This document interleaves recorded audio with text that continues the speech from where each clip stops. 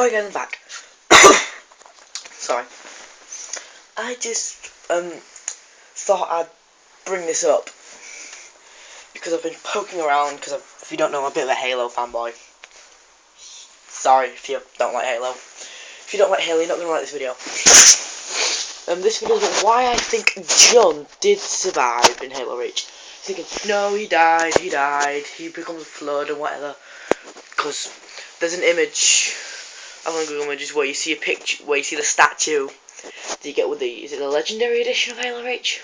Yeah, I believe it's the Legendary Edition, where it comes in a giant freaking box and has the statue of Halo, of Noble Team on it, except for Noble 6. And it's supposed to be a little bit of flood going towards Jun. That was just photoshopped or not there, because I've watched a video of a guy called Kobak8, who actually is really good. He stopped making YouTube videos for a while. You should watch one of his videos, it's really good. There's some really good Halo videos. He plays a bit of Call of Duty, but you don't have to watch it. Because his Call of Duty videos, they might still be on his channel, but they're not under a playlist, it's only his Halo videos. Like nearly his entire channel is dedicated to Halo, and I really like him for that. But anyway, I think John did survive. Because if you've played Halo 4 yet, spoilers, I will give you a little bit of time to leave if you haven't played Halo 4 yet. If you do like Halo and haven't played Halo 4 yet, wow, what rock have you been living under? It's amazing. It's not the best Halo game ever. I'm currently in the process of going back through Halo 3. I've just beaten Halo 4 because I just got bored playing it and I just left it for months on end. Because I can't sit and play a game constantly for hours and hours and hours and hours. When I get a new game, I sit down and play for hours. And like Infamous, if you don't know, I beat those in a combined time of one day. Overall, about just over 24 hours. With plus sleeping. I was waking up really early in the morning to continue those games.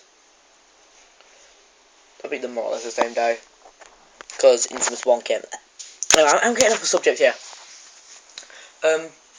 But Sarah Palmer, or if you prefer Sarah Palmer, depends on how you want to say it, because I live in England I say Palmer, because I have a friend at school whose last name is Palmer, so I say Sarah Palmer. But her armour that she's wearing is the Mark, I believe it's Mark 4 of the new Spartans. Anyway, so it's a variant of the Recon armour, which is what Jun wore in Halo Reach. He wore Recon armour. If you find the helmet that Jun wears, because you can wear all the Noble Team's helmets, like, well, all the same helmets they wear. It's called Recon. The helmet was called Recon. I remember that. It was called Recon. He was a Recon. And speaking of that, just to prove my point, if you get the EVA helmet, which is the helmet Emil wears, you can get that ghost face that Emil puts into his helmet. I believe he self-carved that in. I'm pretty sure he did. But anyway, that's going off topic. It was called Recon. And Sarah Palmer's wearing a variant of Recon armour. And it says that Jun personally picked Sarah Palmer to be part of the Mark 4 project, which is creating new Spartans. Which also I didn't like. I liked, but I didn't. Because if you don't know, Sarah Palmer, she grew up in a family that didn't like the UNSC. She didn't agree with her family. She thought, I like the UNSC. She joined as a Marine, then she served in ODST, then she became a Mark 4 Spartan. She was picked by Jun, and she didn't become a Mark 4 Spartan until after the Human Covenant War. And Halo Reach is set right at the beginning of the Human Covenant War. And Covenant is set before Halo 1. So yeah, I'm going to Jun must have survived it to a certain extent. You know, it begs for an answer. A true answer. Did he actually survive? But I think he did because of that reason alone. Because how can he pick an ODST when throughout the entire Halo Reach, he's practically with you almost the entire time. There are a few missions where he's not with you, but like the entire time he's constantly communicating with you. There's just sometimes where he's in. Well, actually, you don't see him a lot in Halo Reach. You see him in the cutscenes a lot. But he's not on the ground. Though. He spends his time in I was gonna say Hornets. They're not Hornets in Halo Reach. They're Falcons. Or Falcons, if you prefer. He spends lots of his time sniping from up there. But you know, you can always hear him, so you know that. He's there, so I'm assuming he must have picked it up out of his back. Yeah, he must have survived. Because why would the UNSC plan a new Spartan project when they have, I was going to say 5, but no, they have 6, if you count Noble 6. When they have 6 perfectly, amazingly awesome Spartans.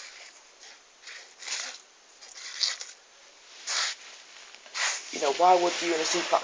They must have planned it after Halo Reach.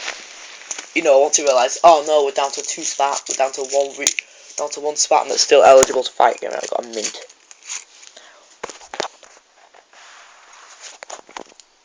Well, 5 minutes. 5 minutes, guys, me just ranting about it. I apologise for that. Technical difficulties.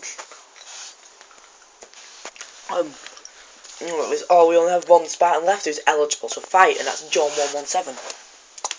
That's no myth. Everyone thinks John 117 is what's his face.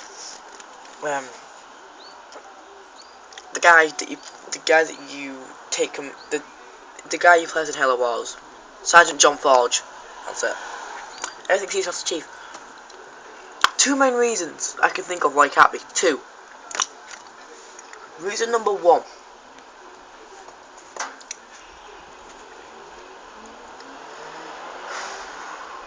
He dies at the end of Halo Wars. And Halo Wars is the earliest set Halo game. It is set right at the beginning of the Human Covenant War. Or for the Halo War. It's set right at the beginning, and he dies at the end. He kills the Arbiter that was before the Arbiter in Halo 2 and 3, which is called Reaper Mormon. I can't remember what the new Arbiter was called. They did name him. I can't remember what it was called. They were originally going to give the Arbiter a very, I think it's like a Muslim or Jewish name, but they went against it because they didn't want it to seem like the entire Covenant is like, you know, see, really American. I mean, they are really heavily American. Don't say that's a bad thing. I'm just saying that's what they're like. You know, they're very heavily American styled.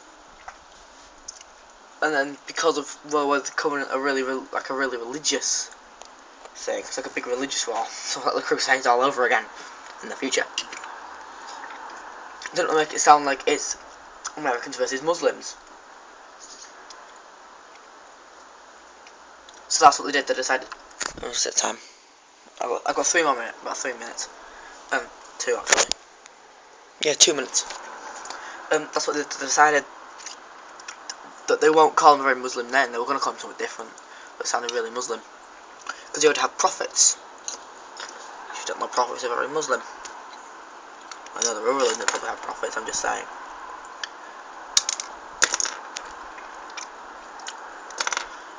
So I got a minute. Anyway, reason number 2 why John Forge is not John 117, the Master Chief. He is nowhere near tall enough. I'm guessing, but Spartans are really tall. Could just been all the way through. Yeah, but the 2 tallest Spartans, George from Halo Reach, I believe it was Spartan number 52.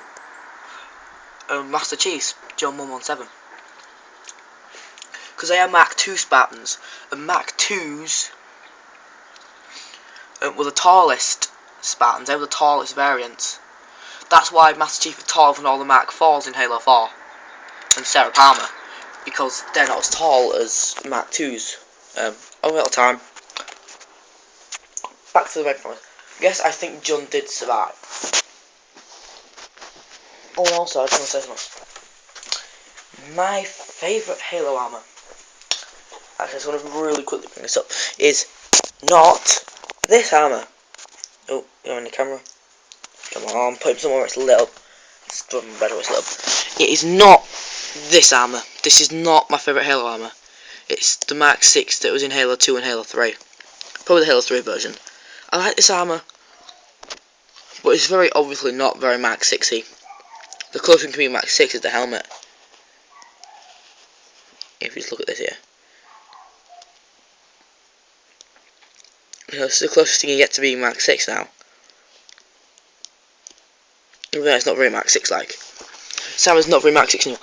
And in my opinion, it is far under armoured like it used to be. The Master Chief armour used to, like the green bits of his armour used to cover practically 100% of his body. I think if you put his head up enough, you can see the black bits of the armour like you can here. You can see it, we can see the black bits of the under armour on his neck. But then they have, his gloves were green as well, not just green spots on his gloves. Under armour, you know, it doesn't look, it looks, I was thinking, well, of course they're going to update the armour, yeah. In Halo 2 and Halo 3, they didn't change it that much, you know, they kept, well, the cost of graphics were improved and all that. But the armour, how does he go from being lost in a spaceship, wearing the Halo Fleet Max camera, to having like completely different armour all of a sudden? You could argue we found a more modern variant of Max 6 armour on the ship, but no, that won't work, because if you beat Halo 3 Legendary, I have done it,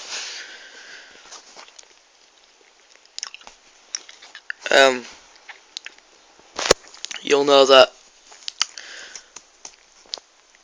Master Chief, as soon, and in fact, you don't have to beat the game on Legendary to realise this happens, just watch the trailer for Halo 4, the original trailer.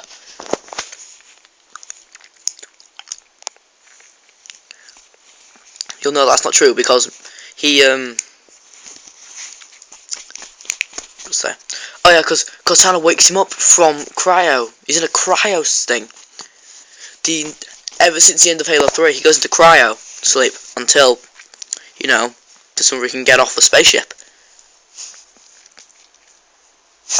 Anyway, this video's going far too long. It's nearly 12 minutes long. This has been another video by me. A video on Halo.